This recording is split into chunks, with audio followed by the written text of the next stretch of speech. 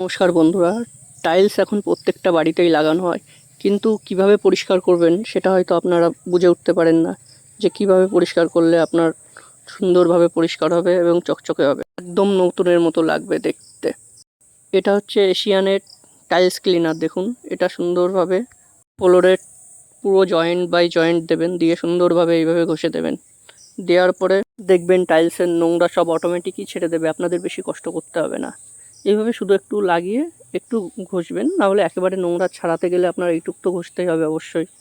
আপনারা পুরনো পায়খানা, বাথরুম, ফ্লোর হলুদ হয়ে যাচ্ছে, সেগুলোই আপনারা এটা ইউজ করতে পারেন। এইভাবে যদি ইউজ করতে পারেন, আপনার সেগুলোও একদম নতুনের মতোই চকচক করবে। দেখুন, আমি যেভাবে করছি এভাবেই চেষ্টা করবেন, অবশ্যই পরিষ্কার হয়ে যাবে, একদম নতুনের মতোই হয়ে যাবে।